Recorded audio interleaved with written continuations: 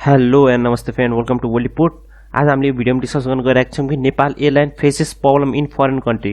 नेपालको एयरलाइनले वायु सेवाले फरेन कन्ट्रीमा गएर प्रब्लमहरू फेस गर्नु परिरहेको छ र यसको सिधा सिरे गएको छ कोरोना भाइरस कोभिड-19लाई र अर्को सिरे गएको छ प्राइभेटाइजेसनलाई।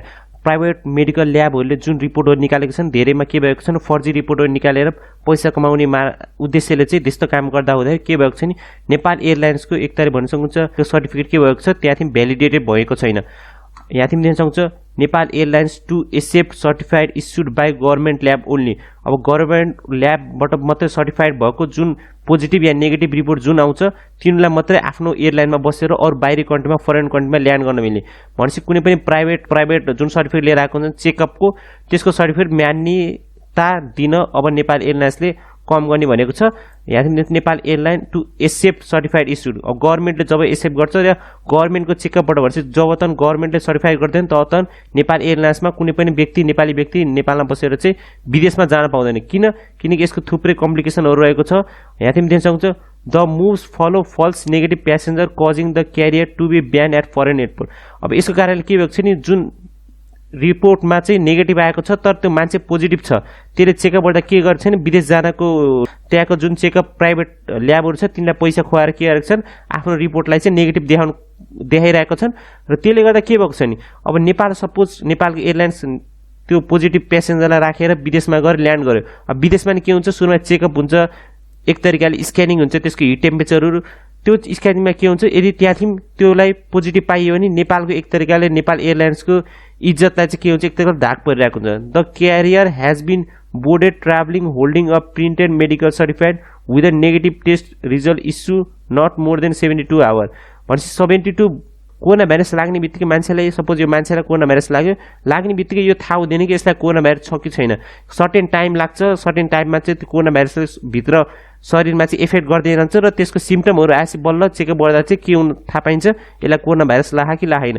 यसमा रफली 72 आवर कसैलाई चाहिँ सिम्टमै देखिन कोही एसिम्टोमेटिक हुन्छन् भनेपछि तिनीलाई कोरोना भाइरस त लाहा तर तिनीलाई केही सिम्टम देखिन्न तिनीलाई के लाग्न सक्छ नि मलाई कोरोना भाइरस लागेन र तिनीले के गर्छन् तिनीहरू मान्छे नै झन् मोर डेन्जरस हुन्छ। तिनीहरूले आफूलाई कोरोना भाइरस नलागेको सँगै के गर्छन् थुप्रै ठाउँमा ट्राभल गर्छन् र आफ्नो शरीरमा भएको कोरोना भाइरस डिफ्रेन्ट ठाउँमा ट्रान्सफर गरिरहेको छ र त्यो ट्रान्सफर गर्ने क्रममा चाहिँ कुनै पनि कमजोर व्यक्ति रहेको छ जसको भन्न सक्नुहुन्छ इम्युन सिस्टम कमजोर रहेको छ त्यसलाई यो पर्ने बित्तिकै के हुन्छ उसको ज्यान जाने जोखिम बढेको हुन्छ। नेपाल एयरलाइन्स चाहिँ नमान्ने मानेको छ। अब यहाँ तिमी देख्न सक्छ डप वर रेज एबाउट भेलिडिटी। अब यसको चाहिँ कहाँबाट डप भयो यसको सुरुवात कहाँ भयो किनकि सेभरल प्यासेन्जर जुन प्यासेन्जरहरू नेपाली प्यासेन्जरहरू जुन नेपालले एयरलाइन्सले चाहिँ ट्राभल गरेर चाहिँ विदेश फरेन कन्ट्रीमा गएको थियो त्यसमा चाहिँ कुनै प्यासेन्जरहरू चाहिँ पोजिटिभ पाइएको छ तर तिनीहरूको रिपोर्टमा के लेखेको थियो तिनीहरू नेगेटिभ छन्। अब यो कुरा यत्तिकै हुँदैन कि प्लेनमा चढ्ने बित्तिकै तिनीहरू पहिला नेगेटिभ थिए प्लेनमा चढेर कोहीसँग ट्रान्सफर भएर तिनीलाई पोजिटिभ हो किनकि कोरोना भाइरसले इफेक्ट देखाउन रफली 2 to 4 डेजको टाइम लाग्छ। त्यही भएर यिनी सबले के गरेर मान्न सकिन्छ यिनी सबले चाहिँ रिपोर्टमै नै केही न केही गडबडी भएको छ। The civil aviation authority of Nepal raise question about the credibility. अब सिभिल एभिएसनले के गरेको छ नि एक तरिका क्रेडिबिलिटीको चाहिँ प्राइभेट ल्याबहरू चाहिँ कतिको गुणस्तरीय छन् र तिनीहरूमा चाहिँ कतिको भरोसा राख्न मिल्छ किनकि after Nepal airline passenger carrying COVID-19 negative certified भनेपछि तिनले नेगेटिभ सर्टिफाइडको एक तरिका भन्छ सर्टिफिकेट चाहिँ तिनीहरूको हातमै छ तर तिनी चाहिँ फरेन कन्ट्रीमा जाँदाखेरि तिनीहरूको के भएको छ टेस्ट चाहिँ पोजिटिभ आएको छ। अब यसले गर्दा चाहिँ ह्युज प्रब्लम क्रिएट गर्छ नेपाल एयरलाइन्सले र विदेशको कन्ट्रीले नेपालबाट जुन पनि एयरलाइन्सहरू आएको हुन्छ तिनीलाई के गर्न सक्छ बढी कडाइ गर्न सक्छ या तिनीलाई आफ्नो कन्ट्रीमा ल्यान्ड गर्ने इजाजत नदिन सक्छ जसले गर्दा एउटा नेपाल एयरलाइन्सले जुन कोरोनाको बेलामा बिजनेस डाउन भएको छ थुप्रै इम्प्लोयरहरूले आफ्नो जागिर गुमाइसकेका छन् र कम्पनी नेपाल एयरलाइन्स चाहिँ एक तरिका लसमा गइरहेको छ। त्यसमा चाहिँ यो अहिले हल्का हल्का कोरोना भाइरस खोलिँदै गएको छ बबल कन्ट्रीहरू बन्दै गएको छ त्यहीमा पनि नेपाल एयरलाइन्स चान्स पाएन र आफ्नो इन्कम बढाउन सकेन र प्यासेन्जरहरूलाई ट्राभल गर्न सकेन नेपाल एयरलाइन्सले अझै के हुन्छ अझै डेप नजाने खतरा बढिरहेको हुन्छ। यहाँ Nepal airlines can not be blame private lab outright भनेपछि अब पुरै प्राइभेट ल्याबको नि सबै सर्टिफिकेट गलत होइन but recurring cases have made suspect their certificates. अब सबै प्राइभेट ल्याब गलत हुँदैन किनकि कुनै पनि चिजमा 100% कोही पनि गलत हुँदैन। यसमा चाहिँ मोर के भएको छ नि धेरै जस्तो सर्टिफिकेट या प्राइभेट ल्याबले के छ पैसा कमाउने उद्देश्यले बिजनेस मोडल हेरेर तिनीले ह्युमन लाइफलाई भ्यालु दिएका छैनन् भनेपछि तिनीले के गरेको छ नि हल्का पैसाको लालचमा के गरेको छन् जुन पोजिटिभ आएको छ मान्छेहरूलाई तिनीलाई एक तरिका चेकै नगरिकन तिनलाई नेगेटिभको सर्टिफिकेट दिने र तिनीहरूले के गर्छन् विदेश जान चाहिँ तिनलाई मन्जुरी दिन्छन्, जसले गर्दा नेपाल एयरलाइन्सको क्रेडिबिलिटी बाहिर कन्ट्रीमा के भएको छ दिन प्रतिदिन डाउन भइरहेको छ। यसको सर्टेन इक्जाम्पल केमा देख्न सकियो? हङकङले अहिले के गर्यो, Nepal Kathmandu Hong Kong flight for the third time since November 12 भनेपछि नोभेम्बर 12बाट के भएको छ, यो बन्द भएको छ। कहिले तक? नोभेम्बर 25 तक। किन बन्द भएको छ त? नेपाल एयरलाइन्सले जुन नेपाल एयरलाइन्स सपोज काठमाडौँबाट उडेर कहाँ गयो? हङकङ गयो। हङकङमा के भयो भने चाहिँ जुन नेपालको प्यासेन्जरहरू थिए तिनीहरू हङकङ पुग्दाखेरि तिनीहरूमा कति 1 देखि 2 व्यक्तिहरू के भएको छ भने त्यहाँ चाहिँ कोरोना पोजिटिभ पाइएको छ, तर तिनीहरूको हातमा के छ भनेपछि कोरोना नेगेटिभको सर्टिफिकेट छ। त्यसले गर्दा के हुन्छ भनेपछि हङकङको गभर्मेन्ट एक तरिकाले भन्न सक्छ हङकङले के ट्रस्ट गर्दैन, नेपालको जुन सर्टिफिकेट रहेछ तिनलाई ट्रस्ट गर्दैन र फ्युचरमा यस्तै हुन सक्छन्। अहिले हङकङले के गरेको छ नि नेपाल एयरलाइन्सले ब्यान गरिदिएको छ आफ्नो कन्ट्रीमा ट्राभल गर्नको लागि। र त्योभन्दा पहिला हामीले हङकङ कहाँ छ एकचोटि हेरौँ। यो वर्ल्डको म्याप दिन्छ, यो हाम्रो प्यारो देश नेपाल र यसलाई सर्टेन जुम आउट, किनकि हङकङ एउटा भन्न सक्छ एउटा इन्ट्रेस्टिङ टपिक हो। यति पनि दिन सक्छ यो चाइना र हङकङ के हो, चाइनाको एउटा पार्ट हो, तर यो चाहिँ त्यस्तो पार्ट होइन। अब सपोज हाम्रो नेपालमा के हुन्छ नि, नेपालको चाहिँ मेचीदेखि महाकाली जापान जानु नेपालको संविधान लागू हुन्छ, सबै कानुन एउटै हुन्छ, तर हङकङमा यस्तो छैन। हङकङमा के छ, 1 कन्ट्री 2 सिस्टमको रुल छ, जुन एउटा इन्ट्रेस्टिङ हो र विश्वको लगभग कमै देशमा छ यस्तो रुलहरू।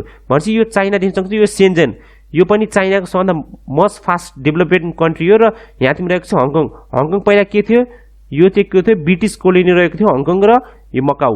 अब यहाँ तिमी दिन सक्छौ हङकङमा के भएको छ नि, हङकङ र चाइनामा चाहिँ मेन फरक के छ त, किनकि हङकङ भनेको पहिलो कुरा डेमोक्रेसी हो र चाइना भनेको के एउटा कम्युनिस्ट। भनेपछि चाइनामा चुनाव कुनै पनि प्रकारको हुँदैन र हङकङमा के हुन्छ चुनावहरू भइरहेको छ टाइम टु टाइम। र अहिले यसको सर्टेन बिलहरूले कन्ट्रोभर्सी भएको छ, तर हङकङको लागि इक्जाम्पल दिन सकिन्छ कि एउटै मान्छे एउटै एक तरिकाले भन्न सक्छ एउटै इथिनिसिटीको मान्छेहरू, तर सिस्टम चाहिँ फरक छ र एक तरिकाले ल पनि फरक छ। चाइनामाहरूले केही ल एक तरिकाले मुस्लिम केही गुना गर्छ, एक त केहीहरूले भन्न सक्छ इलिगल काम गर्छ, त्यसको त्यहाँदेखि ल के हुन्छ फरक हुन्छ र त्यही काम अहिले हङकङमा गर्नु भने त्यसको ल चाहिँ फरक हुन्छ। र हङकङमा चाहिँ मिडियाहरूलाई फ्रिडम छ जे पनि एक तरिकाले पब्लिस गर्नको लागि, र यो कुरा चाइनामा हामीले देख्न सकिँदैन। यो डिफ्रेन्ट रहेको छ एउटै कन्ट्रीमा 2 सिस्टमको आधारमा। र देख्न सक्छ हङकङले मात्रै यो फेरि हङकङले मात्रै होइन, यो चाहिँ अहिले के भइरहेको छ नि हङकङमा यस्तो कुरा थाहा पाउने बित्तिकै अहिले के भएको छ, युनाइटेड अरब एमिरेट र जापानले के गरेको छ नेपाल एयरलाइन्समा एक तरिकाले कन्सर्न रेज गरेको छ कि नेपाल एयरलाइन्समा जुन व्यक्तिहरूले सर्टिफिकेट लिएर आएको छ तिनको ट्रुथफुलनेस चाहिँ कति रहेको छ त, सर्टिफाइड यसको ट्रुथफुलनेस कति रहेको छ। अनि tourist must take 2 covid PCR test. अब यसमा चाहिँ दुईटै के अरे UAE र जापानको गभर्मेन्टले के एक तरिकाले मेन्डेटरी गरिदिएको छ नि 2 COVID-19 PCR test 1 before departure. भनेपछि एउटा कुनै पनि व्यक्ति डिपार्चर गर्नुभन्दा 96 अगाडिदेखिको तिनीहरू के हुनुपर्छ, तिनीहरूको चेकअप भइराख्नुपर्छ र तिनीहरूको रिपोर्टमा चाहिँ तिनीहरू नेगेटिभ आउनुपर्छ। र अर्को कुरा के हुन्छ, तिनीहरू जब एक तरिकाले फरेन कन्ट्री सपोज जापान र UAE मा ल्यान्ड गर्छन् भने कुनै पनि व्यक्ति नेपाली व्यक्ति तिनलाई के गर्नुपर्छ, फेरि चाहिँ तिनीले एकचोटि PCR चेक तिनीहरूको फ्री हुन्छ र and a second test upon arrival in Dubai. Dubai पनि एक तरिका दुबईमा नि चेक गर्ने भन्ने निर्णय दिएको छ। Dubai one of the most important city of UAE को क्यापिटल होइन दुबई, UAE को क्यापिटल रहेको छ अबुधाबी, तर UAE को सबभन्दा ठुलो सिटी भनेर चिनिन्छ दुबईलाई। अब यसमा चाहिँ नेपाल एयरलाइन्सको गल्ती चाहिँ त्यति धेरै छैन, किनकि नेपाल एयरलाइन्स एक तरिकाले भन्न सक्छ एउटा गाडी मात्रै हो, त्यसभित्र प्यासेन्जरहरू र तिनमा आउने अनुमति दिने भनेको के हो सरकारले। र conduct test and rely on certified produced by the passenger before boarding। अब जुन पनि प्यासेन्जरले बोर्डिङमा चाहिँ सर्टिफिकेट लिएर आउँछ र त्यसमा चाहिँ के छ नेगेटिभ छ भने चाहिँ नेपाल एयरलाइन्सले म्यान्डेटरी पर्छ कि तिनलाई चाहिँ ट्राभल गर्ने अनुमति दिनको लागि। But if such cases are not properly monitor, अब भएन भने के हुनसक्छ भने नेपालको एक तरिका रेपुटेसन रहेको छ जुन फरेन कन्ट्रीमा त्यो चाहिँ के हुन्छ डाउनग्रेड हुँदै जान्छ। फरेन रिलेसनमा सबभन्दा इम्पोर्टेन्ट रहेको छ रेपुटेसन। र यसमा चाहिँ हङकङले चाहिँ एक तरिका भन्छ हङकङले नेपाललाई मात्रै यस्तो गरेको, तर यो मात्रै होइन साउथ एसियामै यस्तो केसेसहरू धेरै भएको छ नि, चेकअप धेरै भएको छैन तर मान्छेको ट्रान्सफर चाहिँ धेरै भइरहेको छ।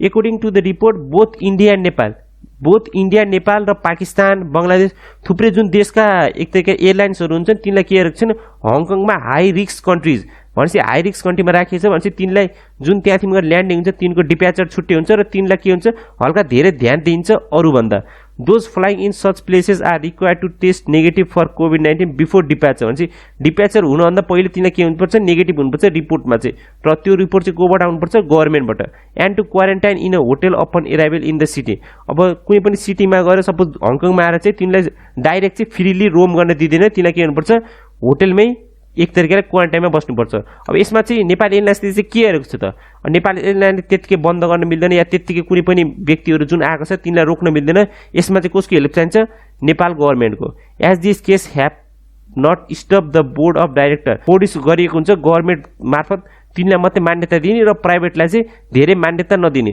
जुन जुन ब्ल्याक लिस्टमा रहेको छन् प्राइभेट इन्टिटीहरू तिनलाई के गर्ने तिनकोबाट जुन पनि रिपोर्ट आएको छ तिनलाई मान्यता नदिने रोयल एक तरिका भन्न सक्नुहुन्छ Nepal airlines one of the oldest हो र यो फाउन्डेड कहिले भएको थियो 1958 मा यो राजाको पालादेखिको भनेपछि पहिला यसको नाम के थियो रोयल नेपाल एयरलाइन्स सो यो भनेको one of the Nepal oldest airlines हो र वान अफ द यो भन्दै आजको भिडियो यहाँ अन्त्य गरौँ यो भिडियो मन पर्ने यो च्यानललाई सब्स्क्राइब गर्नु होला र यो भिडियो जसो हुन्छ सेयर गर्नु होला हस् धन्यवाद see you next video god bless you जय नेपाल।